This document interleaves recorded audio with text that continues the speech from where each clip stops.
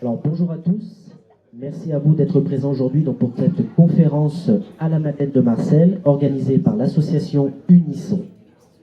Donc, tout d'abord, je souhaiterais qu'on applaudisse et qu'on remercie la Madeleine de Marseille pour son accueil. Partenaire historique de l'association Unisson, dont je veux remercier Madame la secrétaire Dominique Guénin, que vous pouvez applaudir, qui est à l'origine de cet événement. Madame Masson, la trésorière, qui est derrière la caméra. On a une pensée aussi pour Christelle Avon, qui est notre secrétaire adjointe libraire à Saint-Chamas et qui est retenue pour les obligations professionnelles ce matin, qu'on salue. Je remercie aussi les nombreux auteurs qui sont dans le public. Je vois qu'il y a Emmanuel, j'en ai aperçu 2-3 aussi là-bas au fond. Donc merci à vous d'être là. Et vous pouvez aussi applaudir les auteurs qui sont nos invités aujourd'hui. Donc on a Michel Bus Caporali, voilà, pour son livre Androgyne. Notre ami Frédéric Manca pour Médiation onirique. Vous pouvez l'applaudir également. Notre cher ami Serge Bertrand aussi pour sa duologie Destination Rock et Dans le feu du tempo.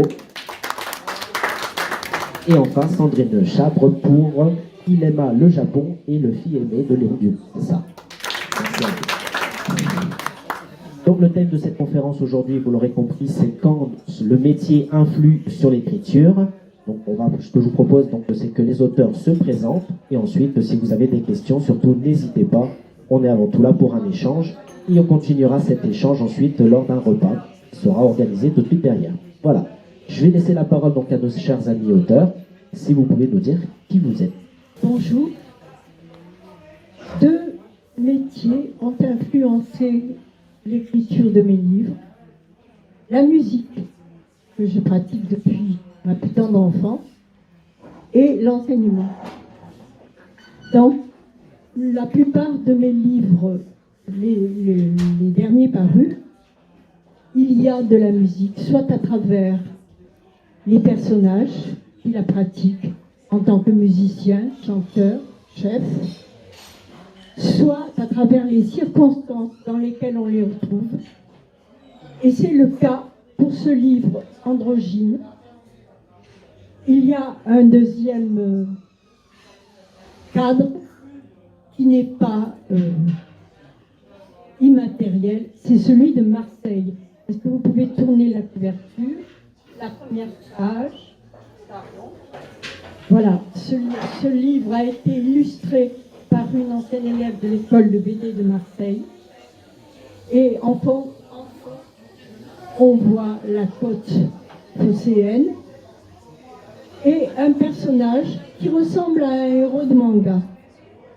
Une illustration est d'ailleurs offerte avec chaque exemplaire du livre. Mais j'insiste sur le cadre parce que le héros est un adolescent. J'ai enseigné pendant plus de 15 ans à des adolescents. Et c'est lui qui va se déplacer dans tous les lieux musicaux de Marseille.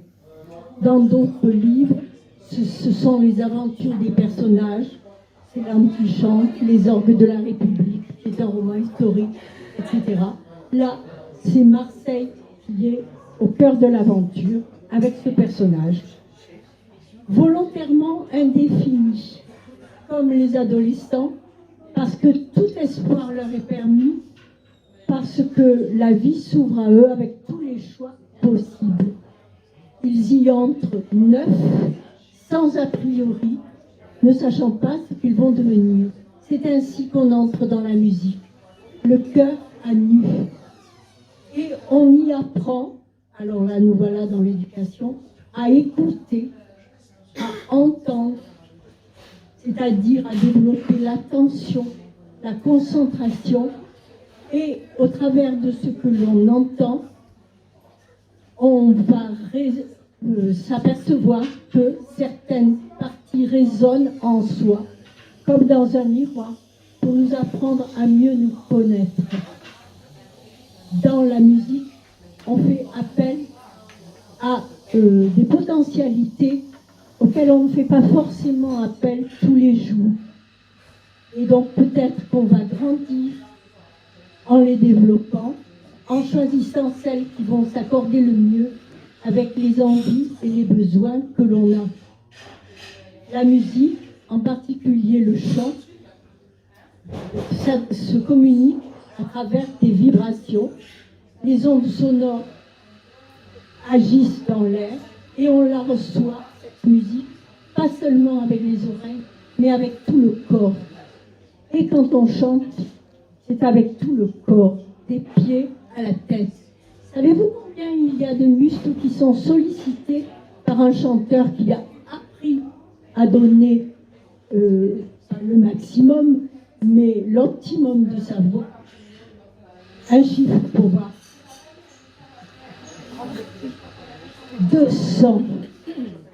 200 muscles du corps. C'était déjà pas mal ça, parce que ça faisait référence à autre chose, pas simplement la gorge. Donc on va ressentir un mieux-être et un plus de vie. Et quand les vibrations sonores vont se heurter au paysage ou au cadre, elles vous reviennent en vous donnant une image de la réalité dans laquelle vous atterrissez en lui trouvant une nouvelle profondeur. On va trouver d'autres dimensions que dans celles du quotidien. Donc, on va apprendre des choses sur le cadre, puisque nous allons nous promener avec celui d'un lieu musical de Marseille à un autre.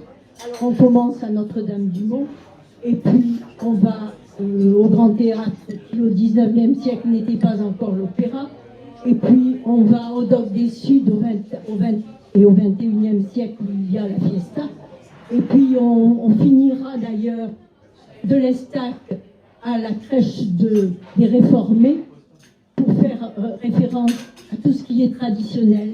Et dans chacun de ces lieux, non seulement le climat, c'est-à-dire l'ambiance, le cadre, tout ce qui est climat social va apporter quelque chose de Marseille à celui qui s'y promène, notre androgyne qui n'a pas encore choisi qui il est, qui ne le sait pas encore. Mais en plus, on va apprendre quelque chose, être transporté dans l'histoire. Pourquoi? Parce que symboliquement, la musique est capable de vous transporter. Et ça, je pense que personne ne dira le contraire. Donc on va se promener d'un siècle à l'autre. Et les événements musicaux auxquels je fais référence sont peuplés des personnages qui étaient présents lors de leur première réalisation. Par exemple, à Notre-Dame-du-Mont, notre personnage rencontre, allez, je le dis, Chopin, qui a joué de l'orgue à Notre-Dame-du-Mont en 1843. Au Dock des Suds, par exemple, entre autres, il rencontre Pauline Viardon à la création de Faust.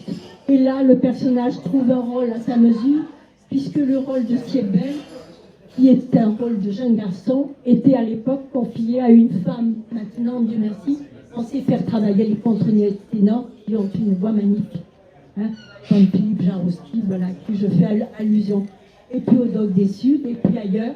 Et à l'Estac, il y a une brève inclusion du côté visuel aux ateliers, aux grands ateliers du Midi, avec tous les impressionnistes, les cubistes, et notre personnage, pour revenir dans la tradition marseillaise, se retrouve dans le rôle d'un santon de la crèche lors du réveil de l'orgue des Réformés qui était resté 65 ans muet et que Jean Guillou, le titulaire à l'époque, c'est-à-dire il y a 10 ans, de Notre-Dame de Paris, est venu réveiller d'abord dans le noir et puis lumière après lumière, clavier après clavier, jeu après jeu, remettre dans le monde. Voilà l'ambition de ce livre, de nous faire redécouvrir Marseille et les personnages qui l'ont habité, Yves Montand, Maurice Béjart à l'opéra, Fernandel bien entendu, Marcel Pagnol et bien d'autres, et qui font l'âme de Marseille à travers, qui nous parlent à travers la musique. Merci beaucoup, Michel. Donc, Pour que tout le monde puisse échanger, je vous rappelle juste la première question et on échangera ensuite sur vos romans. Alors, moi, la première question que je voulais, c'est que vous nous dites qui vous êtes et pourquoi vous vous êtes lancé dans l'écriture. Et dans un second temps, on parlera vraiment de vos romans, puisque je sais qu'il y a beaucoup de questions qui vont être posées aujourd'hui. Ça part d'une idée simple, c'est que les sentiments positifs et les émotions positives chez une personne élèvent son énergie et donc son niveau de conscience. Donc, dans l'histoire que j'ai imaginée, la médiation onirique se présente comme un ensemble informatique. Et c'est l'informatique, donc ça se présente comme un ensemble informatique composé d'une intelligence artificielle et dont le but va être d'interagir directement avec le cerveau.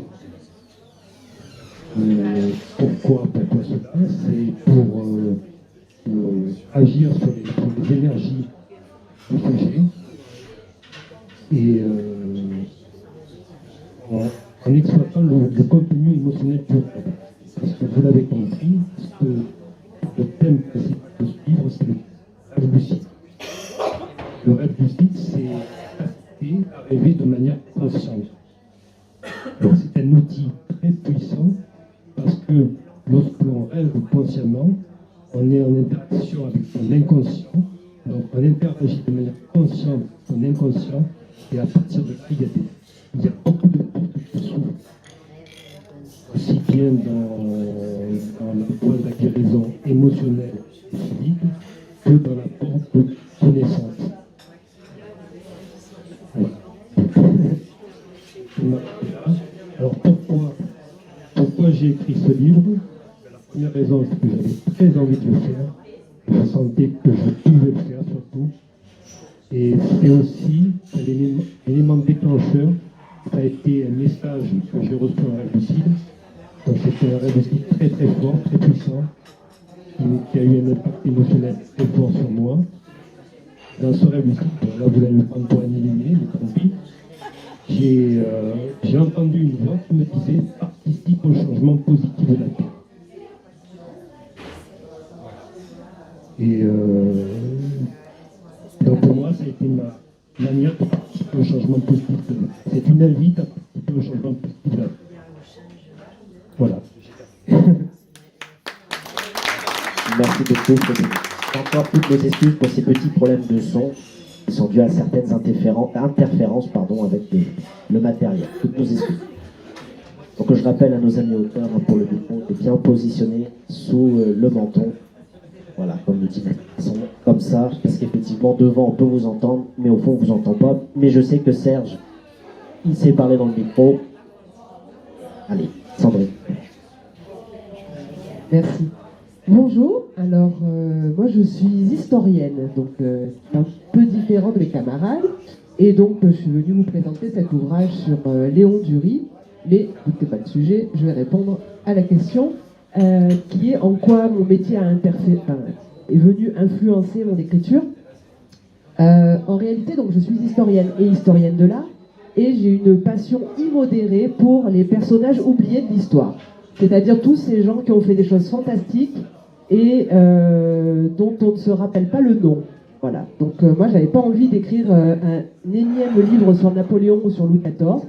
J'ai rien contre les gens qui écrivent sur Napoléon et Louis XIV, qu'on soit bien d'accord. Une fois, j'ai failli me faire taper dessus dans un salon du livre où il n'y avait que des napoléonistes. Donc je continue néanmoins à risquer ma vie en faisant cette blague.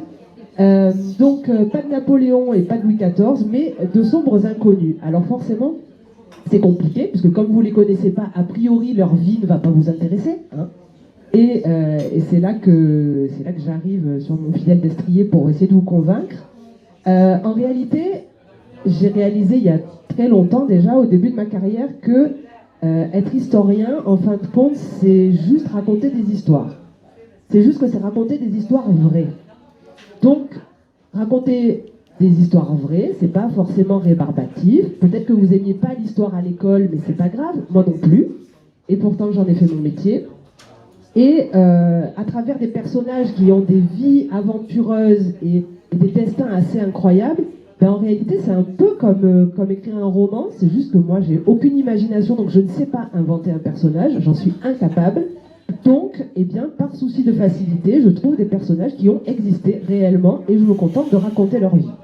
Évidemment, le but premier, c'est de rendre accessible à tout le monde l'histoire. C'est-à-dire, je n'écris pas des livres pour des historiens ou pour des spécialistes, j'écris des livres qui s'adressent à tout le monde. C'est-à-dire, ça va être des livres qui vont mêler de l'aventure, des contextes. L'idée, c'est de vous faire voyager dans le temps et de vous faire voyager dans l'espace.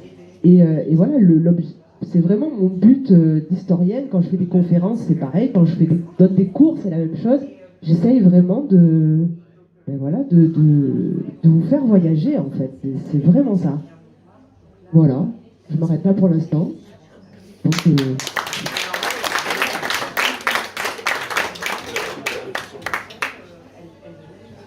Bonjour à toutes et à tous. Donc, je me présente, je suis Serge Bertrand, un auteur marseillais, et je propose mes 2 livres autobiographiques dont l'histoire se passe à Marseille sur 3 générations. Alors, la motivation pour écrire ces livres, ça a été mes 2 passions principales, qui sont la musique, puisque j'ai été musicien de rock pendant plus de 30 ans, et ma passion pour les voyages, puisque j'ai visité plusieurs pays, j'ai fait un petit tour du monde, je connais pas mal de pays, et ces 2 motivations m'ont permis de témoigner à travers ces 2 livres, qui sont un récit de vie, c'est mon histoire que je raconte sur 40 ans de parcours de vie, avec ses joies, ses peines, ses succès, ses échecs, ses peines de cœur, etc. Et je voulais aussi faire un témoignage et un message d'amour et d'espoir. Dans une période que nous vivons d'incertitude et de morosité, je voulais donner ce message d'amour et d'espoir. Et je rends dans le premier livre Destination Rock un hommage à mon grand-père qui s'est battu pour libérer la France, qui a connu les tranchées de 14-18. Et ensuite, mon père habitait pendant la Deuxième Guerre mondiale le quartier du Panier, le quartier mythique du Panier. Et ça, je vais juste un petit peu en parler parce que ça a marqué quand même la famille de mon père. En 1943, le Panier était considéré comme un lieu de résistance et de trafic d'armes. Et un beau matin, la Gestapo, aidée par la police française, a encerclé le quartier. Et toute la famille de mon père a été ainsi que tous les Marseillais du Panier, ont été dans des wagons à bestiaux en gare de triage à Fréjus. De là, 3000 Marseillais sont partis directement dans les camps de la mort. Et la famille de mon père a été épargnée parce qu'ils n'avaient rien à se reprocher. Mais lorsqu'ils sont retournés, on les a largués à Fréjus, ils sont revenus comme ils ont pu. Et lorsqu'ils sont revenus au quartier du Panier, il n'y avait plus rien. Tout avait été dynamité, ainsi que le célèbre pont transbordeur. Un acte totalement gratuit de la part des Allemands. Et plus de maison, plus rien. Et je suis né quelques années plus tard dans les contreforts de Notre-Dame-la-Gare, le quartier d'Andoum. Et de là, j'explique dans mon premier livre les conditions de vie qui sont très dures, le cuisiner à charbon, pas d'eau chaude, pas de commodité, et une éducation très rigide. À ce moment-là, c'était la trique à la maison, chez le curé, à l'école. Il fallait bien rester dans le rang, dès qu'on en sortait, on était puni. Et après, éducation enfant, où rien n'était fait pour qu'on puisse s'épanouir, un manque total de liberté. Mais après, je fais un hommage à la période des années 70, qui ont apporté quand même une richesse culturelle et musicale phénoménale, qui nous a permis, en tant qu'adolescents, de pouvoir enfin s'épanouir. Et j'appelle ça l'âge d'or, qui a duré à peu près une trentaine d'années. Et à partir de là, donc, je suis devenu musicien.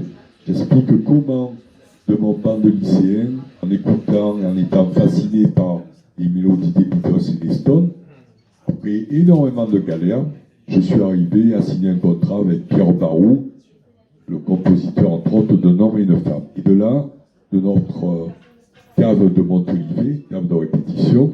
On s'est retrouvé dans le plus grand studio de France, studio d'Abou, et on a réalisé notre œuvre d'enfant, enregistré un disque dans des conditions super professionnelles. Et à partir de là, Pierre Barrault nous a demandé de participer à une musique de film. On a accepté, et ça nous a permis de gravir le célèbre tapis rouge de Cannes en 1982 avec le film Invitation au voyage. Alors ça, c'est la partie musicale. Et après, bon, je parle aussi des conflits de génération, puisque dans les années 50-60, c'était très strict. Et après, il y a eu un vent de liberté qui a apporté beaucoup d'enrichissement au niveau musical et culturel. Voilà à peu près ce que je pouvais vous dire sur le parcours de mes 2 livres. Évidemment, il y a beaucoup d'autres sujets qui sont traités, mais je vais laisser la parole à Florian. Et je vous remercie de votre attention. Merci beaucoup à tous les quatre pour cette présentation. Est-ce que tout d'abord, par rapport à tout ce qui a été dit, est-ce qu'il y a déjà une ou deux questions dans la salle? Dominique. Alors, Serge a dit déjà que c'était par rapport à la situation actuelle, etc., qu'on avait envie de donner du rêve, etc. Mais le fait d'écrire par rapport à ce que vous faites dans la vie, est-ce que c'est pour enseigner quelque chose, laisser une trace? Quelle est la motivation qui fait qu'on écrive sur ce dont on a dans la vie, quoi, sur ce qu'on fait dans la vie? Donc la question, pour ceux qui ne l'ont pas entendu, oui, je vais vous donner la parole. Oui, je vais vous donner. Donc la question, effectivement, pour reprendre un peu ce que tu dis, c'est en quoi leur métier a influencé leur écriture. Pourquoi est-ce qu'ils écrivent? Ils ont ce besoin d'écrire. Voilà, pourquoi avez-vous le besoin d'écrire? On écrit parce qu'on ne peut pas faire autrement. C'est vital, c'est une manière de vivre. C'est une résonance de chaque événement de la vie, en soi, autour de soi et retour. Après, il y a d'autres circonstances.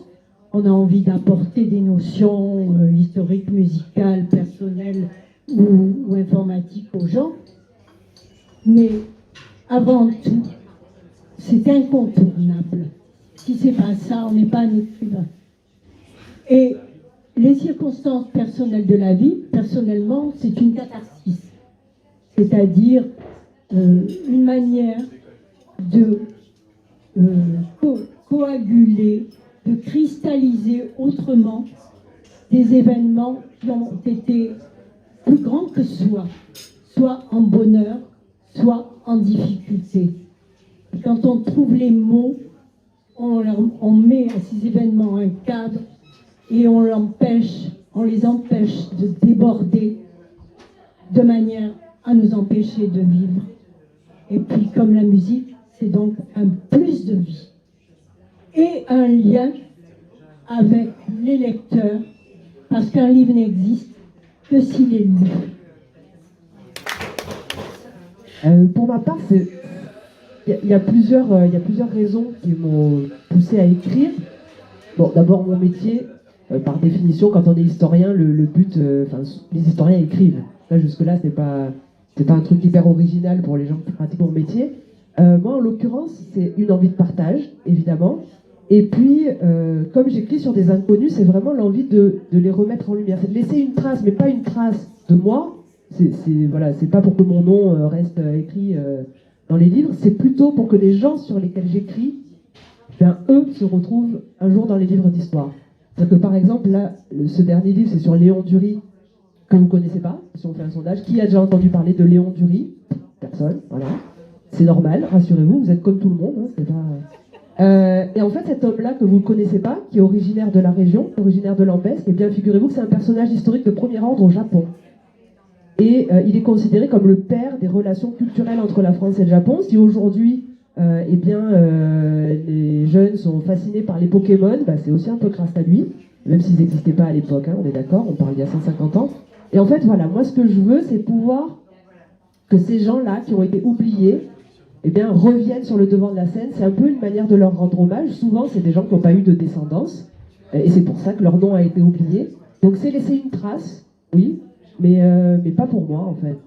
Du coup, je laisse une trace aussi indirectement, mais voilà, le but, c'est vraiment de remettre ces gens à l'honneur et et de se dire que quelque part, il y a une petite injustice dans le fait qu'ils aient été oubliés. Et c'est un peu voilà, rétablir un équilibre.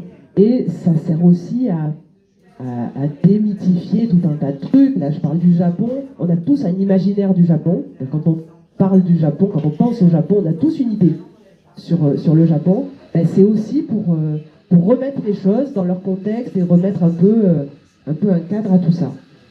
Et effectivement, comme ma collègue, parce que c'est un plaisir aussi, c'est une autre manière de partager. Voilà, moi je partage par des conférences, je partage par des cours, je vous l'ai dit tout à l'heure, mais partager par l'écriture, c'est encore autre chose, parce que les lecteurs, je ne les ai pas en face de moi. C'est-à-dire que le livre, une fois qu'il est imprimé, une fois qu'il est diffusé, si vous voulez, il ne nous appartient plus. Je pense qu'on est tous un peu pareil. C'est au moment où il est achevé, on a cette fierté d'avoir créé quelque chose, et puis après, il ne nous appartient plus, et il fait sa vie, et c'est voilà, c'est un bonheur aussi d'avoir cette... voilà, on ne sait pas où ça va, on ne sait pas comment il va être reçu, on ne sait pas comment il va être perçu, on ne sait pas ce que ça va évoquer chez les gens aussi, ce que ça va provoquer chez eux, en termes d'émotion, en termes de réflexion. Moi, je choisis des sujets sur des personnages qui sont inspirants, c'est-à-dire que je me dis que voilà, quand on découvre l'histoire de Léon Dury, comme on peut découvrir l'histoire d'autres personnages, ben, ça peut faire écho à quelque chose qu'on vit, même si c'est 200 ans plus tard, et ça peut changer aussi notre perception à la fois du passé, et du coup, en changeant notre perception du passé, on peut changer aussi notre perception du présent, et du coup, de l'avenir.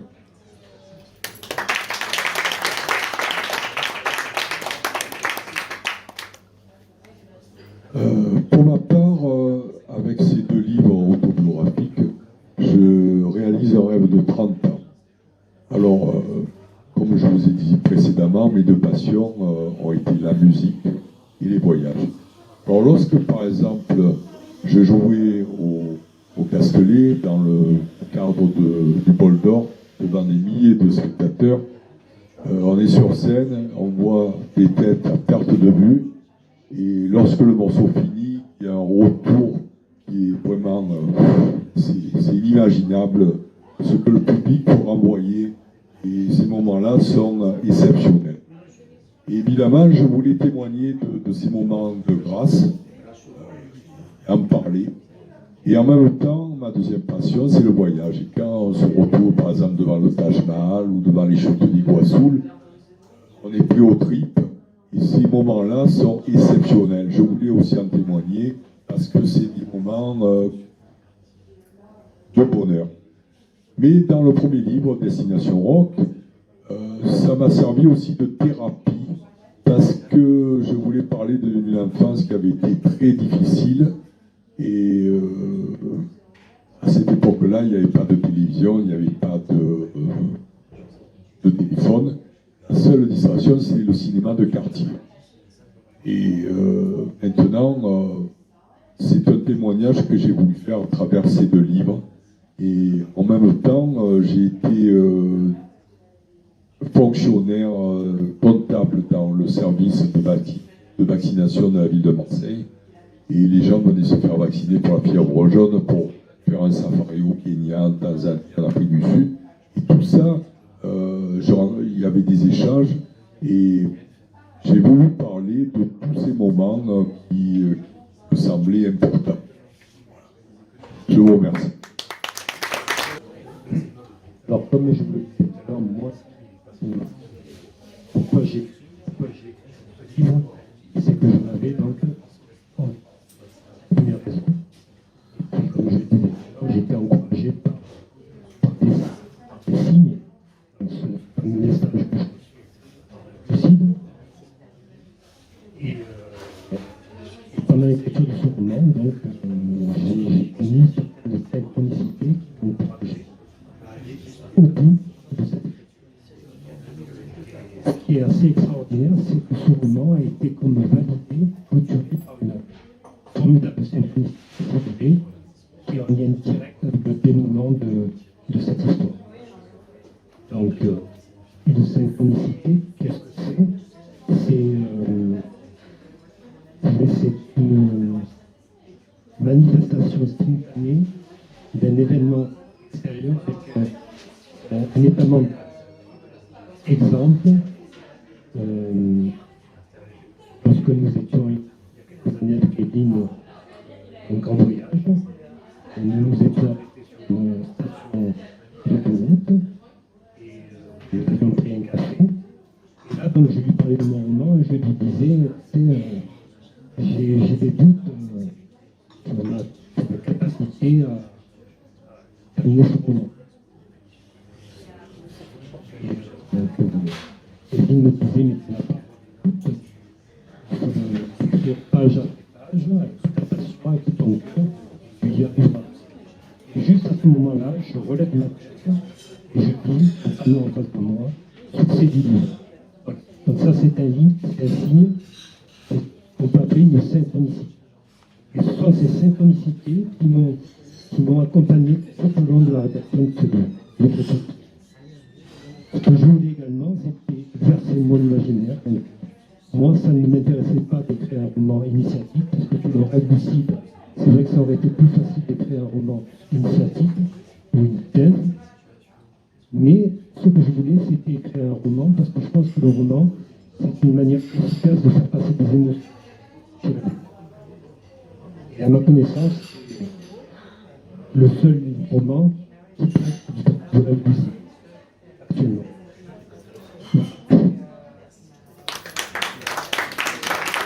Merci beaucoup. Est-ce qu'il y a une autre question? Oui. Stop. Oui. Vous m'entendez? Oui. Moi, ce qui m'intéressait, c'est par rapport justement à vos métiers, puisque vous êtes vraiment chacun, vous avez envie d'apporter votre pierre à l'édifice et que on comprend très bien vos motivations, le thème que vous abordez chacun avec passion. Et moi, ce qui m'intéressait justement, c'était dans votre écriture, c'est comment votre métier peut-être est-ce qu'elle a influencé votre écriture? Alors peut-être dans le cas, est-ce que dans une historienne, je ne sais pas, hein, mais peut-être qu'en ayant lu beaucoup justement de vie d'auteur, de grands hommes, tout ça, est-ce que vous avez envie de changer un petit peu cette écriture-là, d'être un peu plus original, d'être un peu plus justement proche de cette personne pour la rendre? Est-ce que dans le cas de justement de Serge, mais je ne sais plus même Bertrand. Est-ce que dans votre cas à vous, en tant que musicien, justement, quand on lit par exemple dans Le Feu du Tempo, est-ce qu'à un moment donné, il n'y a pas un passage où justement la musique rock prendrait le dessus sur l'écriture elle-même, sur le rythme, est-ce que ça vous a, comment dirais-je, comment dit-on, possédé au niveau de l'écriture? Alors après, pour monsieur, j'ai pas tout en fait tout compris, ce que j'ai eu du mal à entendre, mais je crois que c'était au niveau de l'informatique, au niveau des IA, tout ça. Et est-ce que dans l'écriture, justement aussi, on retrouve une part d'être personnel, je sais pas trop, justement, intime, qui lie votre métier à votre personne et au thème? Et dans le cas de l'enseignement aussi, pareil, c'est vrai que l'adolescence, est-ce qu'il y a des passages justement où l'adolescent lui-même peut se reconnaître à travers certaines écritures? Et ce qui m'aurait plu, enfin après je ne sais pas si c'est possible, c'est est-ce que dans chacun de vos romans, est-il possible je ne sais pas pour vous, de choisir peut-être un extrait qui illustrerait justement à la fois un passage préféré peut-être qui joindrait votre écriture et justement votre métier? Voilà. Merci Christophe, c'est une très très bonne question. Et je vais laisser la parole à Sandra. Merci. Alors oui, c'est une très bonne question, parce que du coup, c'est quelque chose dont on n'a pas parlé. Pour mon cas, en l'occurrence, j'ai lu effectivement énormément de biographies historiques, forcément, de livres d'histoire, mais je suis aussi une très grande lectrice de romans. Et ce que j'ai voulu faire, en l'occurrence, c'est surtout pas faire une biographie historique classique. Parce que je dois vous avouer que quand je lis une biographie historique, ça m'ennuie. Ça m'ennuie parce qu'il y a des descriptions de batailles sur 40 pages et que moi, je m'en fiche de connaître le poids du boulet de canon qui a été balancé sur l'armée d'en face, par exemple. Et j'ai écrit des livres comme ça, très soporifiques. Si vous avez des problèmes de sommeil, je peux vous en conseiller un ou deux que j'ai écrits par le passé. En l'occurrence, là, j'ai voulu m'essayer à autre chose, c'est-à-dire de l'écrire comme si c'était un roman, Alors, il n'y a pas de dialogue, il n'y a pas... Voilà. Mais de l'écrire comme un récit biographique, en fin de compte. C'est-à-dire que vous ne trouverez pas 50 notes de bas de page à chaque chapitre. Il y a un dossier documentaire à la fin, parce que je suis quand même historienne et qu'on ne peut pas se renier. Donc, vous avez à la fin du livre, il y a à peu près une trentaine de pages avec chronologie, les sources, les archives, etc., etc. Mais dans le corps du texte, j'ai pas voulu que ça interfère, en fait. Le but, c'est vraiment que de la première page jusqu'à la dernière, vous partiez en voyage avec cet homme-là. Alors, évidemment, la première partie se passe à Marseille, entre Lambesc, Marseille, Toulon. Donc, le voyage n'est pas lointain. Mais ensuite, il part au Japon, par exemple. Quand je parle du voyage au Japon, parce qu'évidemment, vous vous doutez bien qu'on ne part pas au Japon il y a 150 ans comme on voyage au Japon aujourd'hui. Le but, c'est vraiment voilà, que vous preniez le bateau avec lui, que vous viviez toutes les aventures qu'il va vivre, et sans que ça vous saoule, quoi. Voilà. Moi, j'ai des lecteurs qui m'ont dit votre roman est super. Sauf que c'est pas un roman en réalité, parce que tous les éléments qui sont à l'intérieur, toutes les descriptions, tout ça sont sourcés en fait. Moi, je suis allée dans les archives, il m'a fallu un peu plus de 5 ans de recherche pour aboutir à cette histoire-là. Donc c'est 5 ans de recherche, ensuite il y a à peu près 1 an et demi d'écriture, correction, voilà, tout la fabrication, on va dire, du texte. Et effectivement, quand vous disiez là où mon écriture a forcément changé, c'est que ce personnage-là, pendant 5 ans, je l'ai pisté partout. Parce qu'évidemment, encore une fois, quand on travaille sur un inconnu, c'est beaucoup plus difficile de trouver des informations. Et au fur et à mesure, je me suis rendu compte que j'avais des faits, au départ, j'avais des dates, des lieux, des noms de bateaux, etc. Mais rapidement, je me suis dit, si je veux pouvoir transmettre ça correctement, il faut que j'apprenne à connaître ce personnage. Justement, comme si je l'avais créé, sauf que là, c'est pas le cas, donc j'ai cherché des correspondances à travers des courriers qu'il a envoyés ou qu'il a reçus, ou que des gens qui l'ont connu ont écrit en parlant de lui. Petit à petit, je me suis familiarisée avec son caractère, avec sa manière de vivre, avec sa famille, sa femme, ses parents, ses frères et sœurs. Et je suis allée, enfin c'est même devenu obsessionnel. Vous voyez, par exemple, je peux vous dire que le jour de sa mort, il faisait 12 degrés à la pharmacie de la rue Paradis, qu'il y avait une petite bruine. Dans ma tête, c'est un peu comme si, quand je l'ai écrit, je me suis dit, si je l'ai écrit comme si je regardais un film. Enfin, vous voyez ce que je veux dire? Je me suis dit, si un jour il doit être adapté, parce qu'on a le droit de rêver quand même, admettons qu'on en fasse une série Netflix ou un film, et ben on pourra mettre de la pluie le jour du décès de Léon Dury. C'est couillon. Ça peut paraître totalement dingue, mais moi c'est comme ça que je l'ai travaillé, c'est comme ça que j'ai voulu le rendre. Donc effectivement, mon métier a influé pas tant sur ma manière d'écrire, si ce n'est que j'ai voulu faire exactement l'inverse de mes confrères. Donc ça peut être une manière d'influencer. Mais disons que c'est plutôt dans ma manière de travailler que je me suis trouvée un peu en rupture en fait, et j'ai voulu aller plus loin que les faits historiques. Je ne sais pas si j'ai répondu à votre question, mais voilà. Vous êtes allé au Japon? Alors, bonne question. Est-ce que vous êtes allé au Japon? Alors, je suis allée au Japon il y a très longtemps, avant de connaître Léon Dury. Donc pour moi, presque ça compte pas. Enfin, ça compte, c'est chouette, hein, le Japon, mais c'était une passion de jeunesse. Mais lorsque j'ai découvert Léon Dury, parce qu'évidemment, comme il est inconnu, il a fallu que je tombe sur son histoire. Et surtout sur les bribes d'histoire qu'il y avait au départ. Au départ, on m'a appelé pour une conférence en me disant on voudrait une conférence sur le Japon et Lambesc. J'ai dit qu'est-ce que vous voulez que je fasse sur le Japon et Lambesc? Voilà. Et la personne que j'ai eu au téléphone m'a dit mais il paraît, je vous le dis, ouvrez les guillemets, il paraît qu'il y a un gars de Lambesc qui est parti au Japon, donc t'as qu'à faire ça. Et je lui ai dit mais d'accord, mais qu'est-ce qu'il a fait? Elle m'a dit je n'en sais rien. D'accord. Elle m'a dit mais c'était il y a longtemps, donc ça marche, t'es historienne, ça marche. Bon, alors partant de là, je me suis dit, waouh, gros défi. Je suis tombée sur un article sur internet qui parlait de boîtes de conserve, comme quoi les boîtes de conserve étaient arrivées au Japon grâce à Léon Dury. Je me suis dit, bon, allez, ça va faire un sujet, je parlais des boîtes de conserve. Au final, oui, il a un rapport avec les boîtes de conserve, mais enfin bon, c'est pas le plus intéressant en fait de son histoire, mais je me suis rendu compte que rien n'avait été fait, et puis la curiosité a amené. Donc tout ça pour vous dire, je suis allée au Japon avant de connaître Léon Dury, et puis après, quand j'ai voulu y retourner au bout de quelques années de recherche, et ben est arrivé un truc qui était chouette dans nos vies, c'est le Covid. Les frontières du Japon ont été fermées et les frontières du Japon ont réouvert pour les touristes de tout un chacun après la sortie du livre en début 2023. Et donc moi j'étais en plein dans la promotion du livre et donc je ne suis pas encore retournée. C'est prévu 2024, c'est pas dit, mais 2025, ce sera sûr, puisqu'il y a une prochaine exposition universelle a lieu à Osaka, au Japon.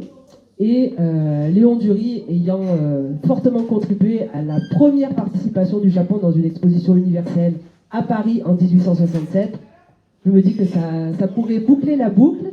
Et donc, j'espère bien aller faire mon petit pèlerinage avec Léon et aller me promener sur ses traces au Japon.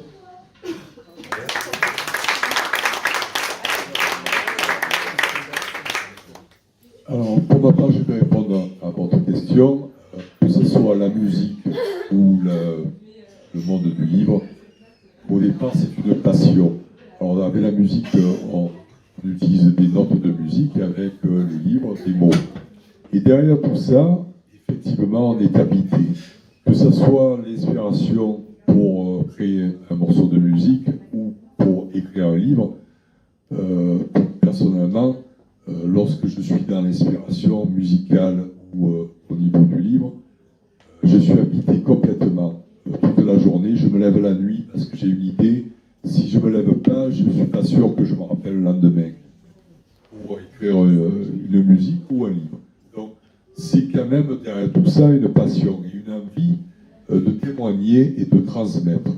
Et pour vous donner un exemple, lorsque j'ai décidé d'écrire mon histoire, j'ai écrit, moi j'écris dans le silence, je ne peux pas écrire avec de la musique. Quoi.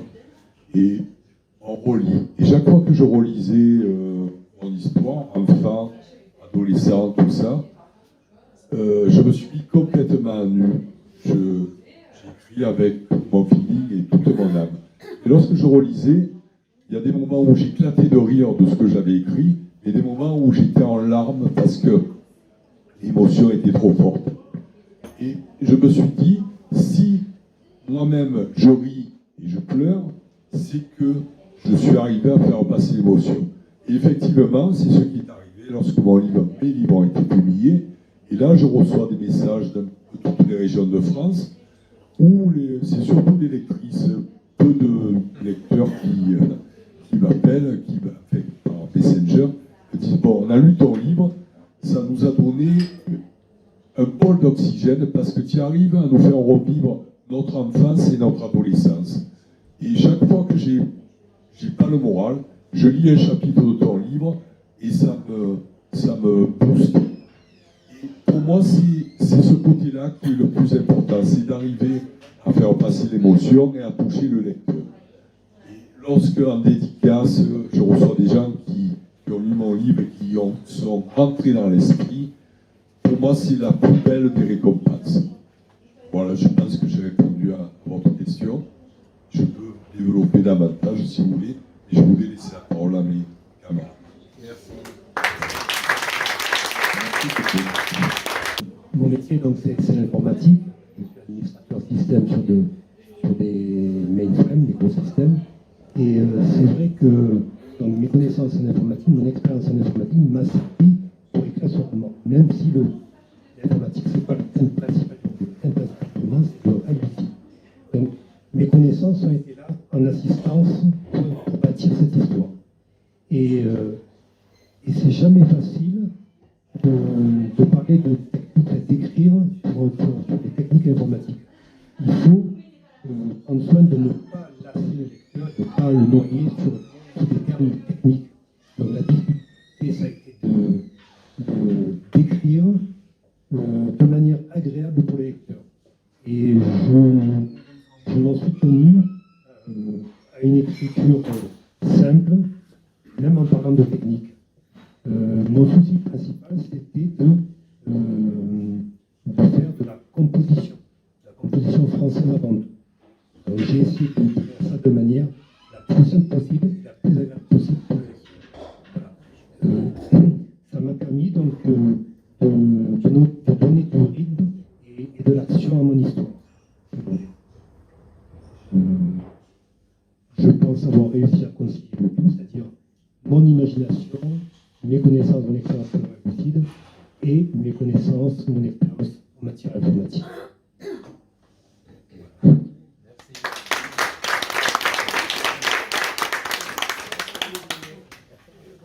le rapport entre ma formation et mon métier et mon écriture est complètement direct. J'écris à l'euphonie, à l'apostrophe UPH, et au rythme des phrases. La preuve en est que j'ai commencé par de la poésie. Bien sûr, il y a les connaissances, il y a les termes techniques, on vous l'a dit. Il y a le fait que, comme il y a des personnages, parce que c'est la forme du roman la plupart du temps, je me projette dans ces personnages et ce n'est pas difficile lorsqu'ils sont musiciens, pianistes, chanteurs, chefs de chœur. C'était mes métiers. Mais j'ai également travaillé en orchestre avec d'autres musiciens et je peux connaître la technique en tant que chef d'ailleurs d'un violoniste, d'un oboïste dont a joué un de mes enfants, le hautbois. Mais l'important, c'est le style. De mémoire, dans un petit livre que j'ai appelé La part du feu, qui est le témoignage du pouvoir de résilience du chant. C'est-à-dire que le personnage, j'écris toujours je, mais je ne suis pas tous les narrateurs de mes livres, bien entendu. Eh bien, le personnage raconte comment un événement douloureux, la perte d'un être très très très proche, a déséquilibré sa vie, incapable de regarder les événements, incapable de les intégrer, ne serait-ce que dans sa pensée et encore plus dans sa mémoire, incapable d'y faire face, en chantant, puisque c'est le choix que j'ai fait pour la renaissance de ce personnage, en chantant et en se projetant dans la vie d'un autre personnage, la narratrice retrouve le droit, se redonne le droit, s'accorde le droit de rééprouver des émotions au nom d'un autre personnage. N'empêche que son cœur se remet à fonctionner. Et de mémoire, si vous permettez, juste la dernière phrase, vous allez entendre le rythme. Fallait-il que je crie mon désespoir en un chant modulé sur la douleur extrême pour que renaisse au jour la force de ma vie, la force de ta vie. Parce que pour moi, le style, c'est une musique.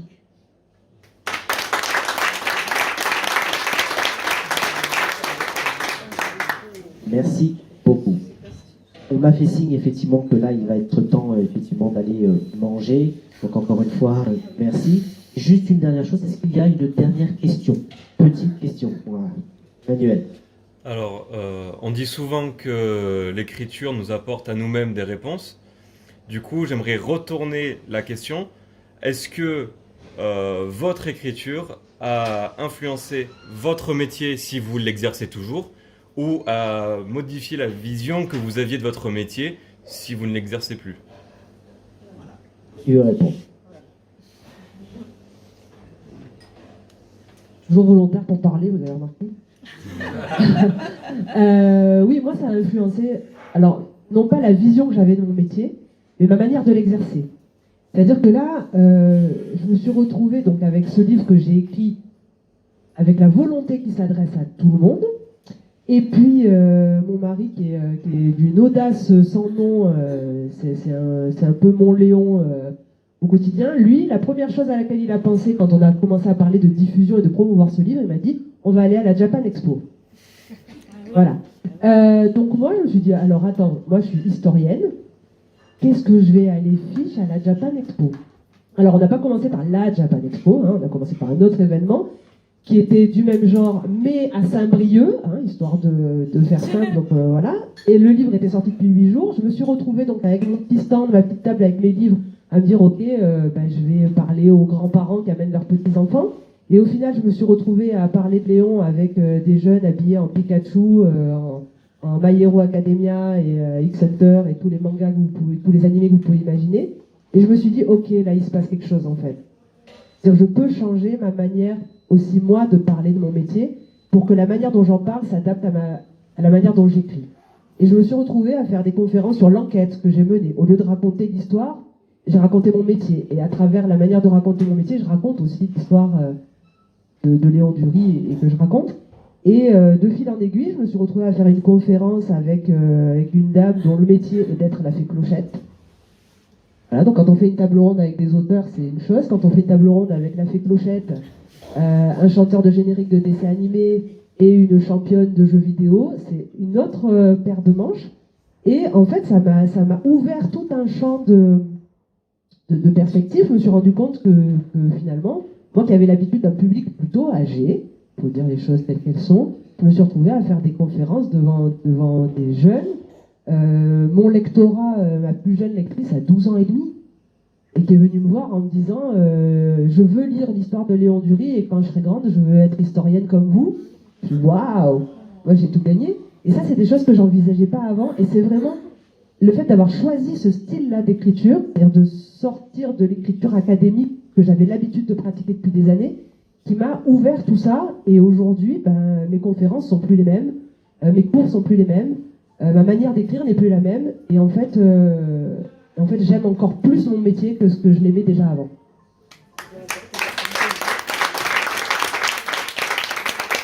Là, je vais faire référence au dernier livre qui est paru, fin 2023, parce que le rapport est direct. C'est un livre coécrit avec une de mes collègues, chef de chœur également, et ça s'appelle Les Voix du Cœur, V-O-I-E-S, cœur, C-H. Et nous avons donc échangé pendant le confinement des mails, parce que nous étions privés de répétition, et que notre métier étant social avant tout, un métier de lien, d'empathie, de transmission, nous n'avons pas supporté. Et évidemment, l'opinion de l'une et de l'autre a fait que nous avons été obligés de nous sentir dans une position de réflexion. Alors évidemment, d'abord, quand on écrit un roman et qu'on se projette dans un personnage, il y a introjection, on est obligé de prendre la position du personnage et on le fait parler. C'était la question précédente, chacun avec son style. Parce que si tous parlent de la même manière, il n'y a pas de personnalité de l'un par rapport à l'autre.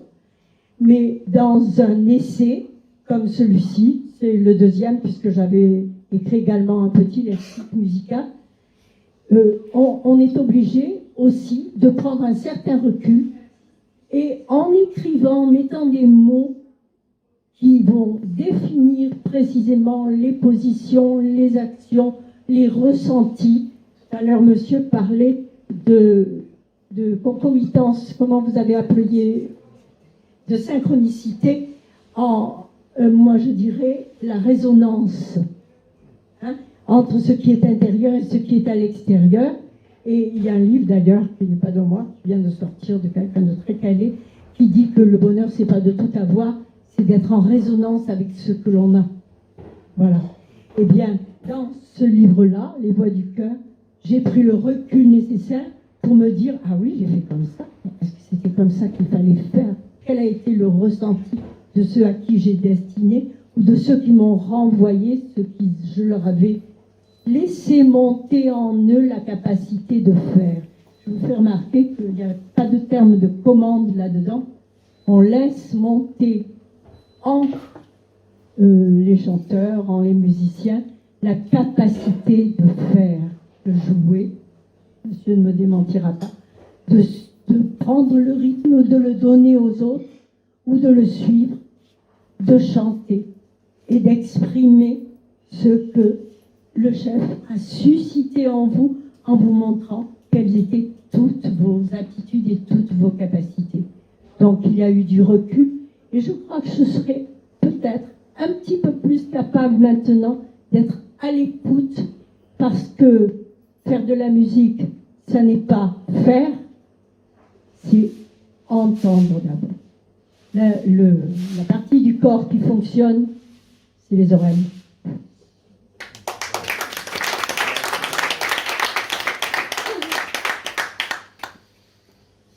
Ce que je voudrais dire à mon niveau, c'est que par rapport à la musique, par exemple, c'est donner une impulsion au public, et ce public va nous la rendre. Et au niveau du livre, c'est toujours une histoire de sentiment et de sensibilité. C'est-à-dire lorsqu'on fait passer l'émotion et que le lecteur rentre dans l'esprit de ce qu'on a voulu exprimer, c'est fantastique. Après, au niveau professionnel, moi, j'ai j'ai été comptable d'un service de vaccination. Donc j'ai rencontré des gens qui voyagent. Les gens qui voyagent, bon, ils écoutent de la musique, ils lisent des livres. C'est des gens qui m'ont apporté beaucoup de richesse. Et ça ne m'a pas influencé parce que j'avais des choses à dire. J'essaie de les dire à mon humble niveau. Mais au niveau professionnel, ça m'a enrichi au niveau des gens que j'ai rencontrés, des partages que j'ai pu avoir. Et au niveau des dédicaces que je fais, des salons auxquels je participe, c'est pareil. C'est les gens qui viennent vers moi et qui partagent avec moi. Et ça, c'est une richesse de chaque instant. Je pense que c'est la notion qui est la plus importante, que ce soit en musique ou dans le livre, c'est d'arriver à faire passer l'émotion, que cette émotion soit perçue, soit partagée, et c'est tout. Voilà. Je vous remercie.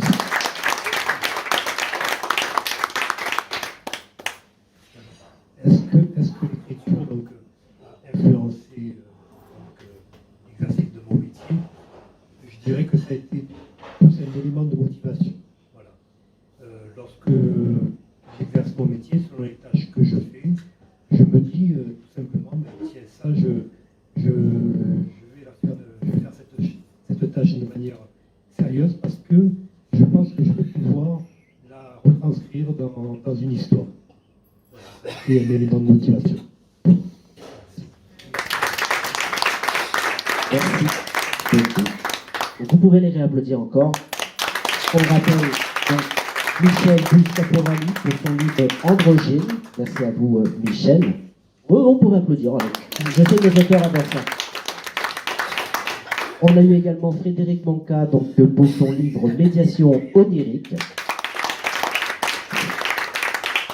Sandrine Chabre, donc Il aima le Japon et le fit aimer, donc de Léon Dury. Et enfin notre duologie Destination Rock et dans le feu du tempo de Serge Bertrand. Voilà, merci Serge. Donc on le rappelle, vous pourrez échanger avec les auteurs tout de suite derrière. Il n'y a pas de souci. Donc merci à vous. Encore une fois, on remercie la Madeleine de Marcel donc, pour son accueil. Et je remercie aussi l'équipe du Nisson, dont Dominique, qui est donc, à l'organisation de cet événement, qui, je vous le rappelle, désormais se fera donc tous les premiers samedis du mois, une conférence ici même, suivie donc d'un repas. Donc voilà, n'hésitez pas, si ça vous intéresse, à vous inscrire auprès de la Madeleine ou directement auprès du Nisson. Donc, alors, la prochaine, c'est au mois de mars, et c'est, Dominique? Quand le polar se décline. Quand le polar se décline, voilà. Donc, on a déjà des personnes là-bas. Donc, n'hésitez pas, en tout cas, à nous envoyer un mail sur nos réseaux sociaux, Facebook, Instagram. On a également la conférence qui est retransmise sur notre page YouTube. Donc, n'hésitez pas. En tout cas, merci à tous, et je vous dis donc à très bientôt.